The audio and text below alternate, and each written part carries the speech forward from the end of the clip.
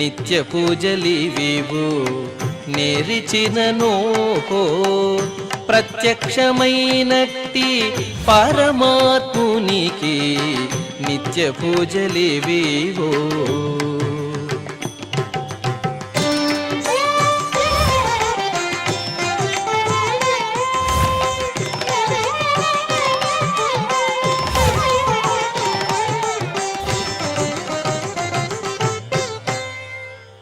ఓం నమో వెంకటేశాయ.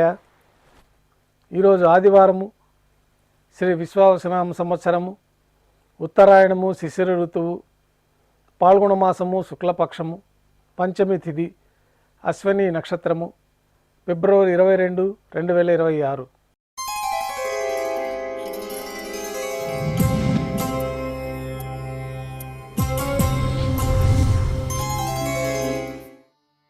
ఈరోజు ఆదివారం ప్రాతకాల నైవేద్యాల్లో భాగంగా అన్నప్రసాదము, పన్యారాలతో పాటు అమృత కలశం అనే ప్రసాదాన్ని శ్రీవారికి నైవేద్యంగా సమర్పిస్తారు.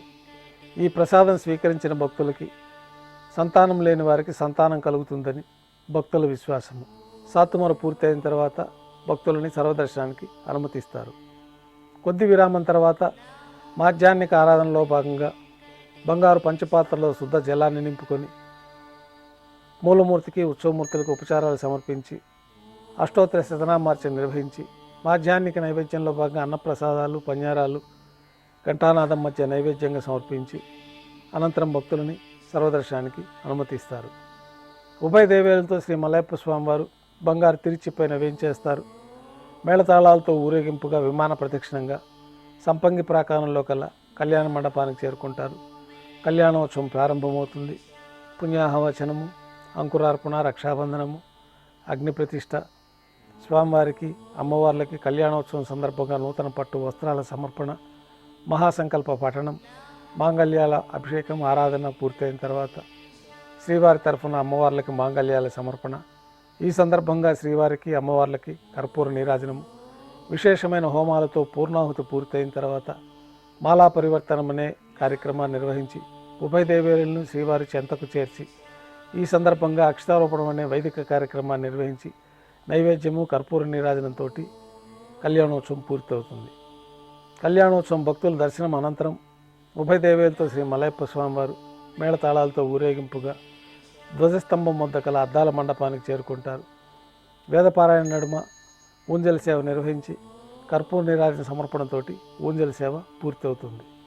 ఉభయ దేవేలతో శ్రీ మలయప్ప స్వామివారు మేళతాళాలతో ఊరేగింపుగా ఆలయం వెలుపల కల వైభవోత్సవ మండపానికి చేరుకుంటారు. ఆర్జిత బ్రహ్మోత్సవంలో భాగంగా గరుడ వాహనంపైన శ్రీ మలయప్ప స్వామివారు వేంచేస్తారు. కర్పూర నీరాజనంతో గరుడ వాహన సేవ పూర్తవుతుంది. హనుమంత వాహనంపైన శ్రీ మలయప్ప స్వామివారు వేంచేస్తారు. కర్పూర నీరాజనంతో హనుమంత వాహన సేవ పూర్తవుతుంది. పెద్ద శేషవాహనంపైన శ్రీ మలయప్ప స్వామివారి వేంచేపు చేసుకొని కర్పూర నీరాజనంతో పెద్ద శేషవాహన సేవ పూర్తవుతుంది.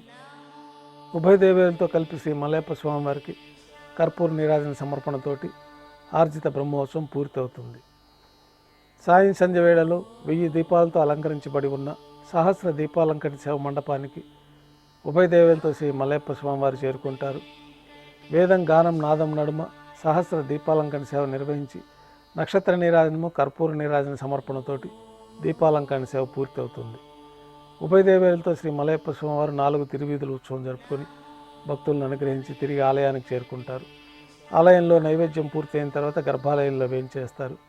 వెంటనే రాత్రి తోమాల సేవ ప్రారంభమవుతుంది. ఉదయం సమర్పించిన పుష్పమాలికలన్నీ చల్లింపు చేసుకొని గర్భాలయాన్ని శుద్ధి చేసుకొని బంగారు పంచపాత్రలో శుద్ధ తోయాన్ని నింపుకొని శ్రీవైకానస భగవశాస్త్రోక్తమైన విధానంలో దేవతామూర్తులందరికీ ఉపచారాలు సమర్పించి కొత్త పుష్పమాలికలతో మూలమూర్తికి, ఉత్సవమూర్తులకు అలంకరణ జరిపి చతుర్వేద మంత్రాలతో మంత్రపుష్పాన్ని సమర్పించి నక్షత్ర నీరాజనము, కర్పూర నీరాజనంతో రాత్రి తోమాల సేవ పూర్తవుతుంది.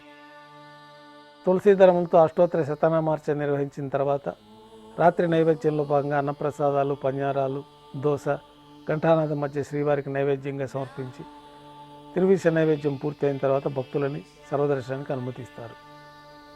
కొద్ది విరామం తర్వాత ఏకాంత సేవలో భాగంగా రాత్రి సమర్పించిన పుష్పమాలికలన్నీ సళ్ళింపు చేసుకొని గర్భాలయాన్ని శుద్ధి చేసుకొని బంగారు పంచపాత్రలో బ్రహ్మ తిరువారాధన కోసమై బంగారు పిందెలోని తీర్థాన్ని సమర్పించి ఏకాంత సేవలో భాగంగా కౌతుకభైరమైన శ్రీ భోగ శ్రీనివాసమూర్తి వారిని బంగారు పాన్పు పైన వేంచేపు చేసుకొని ఈ సందర్భంగా దారోష్ణమైన గోక్షీరము జీడిపప్పు ద్రాక్ష కలకండ బాదం పప్పు పండ్లు స్వామివారికి నైవేద్యంగా సమర్పించి కర్పూర నీరాజనంతో ఏకాంత సేవ పూర్తి అవుతుంది.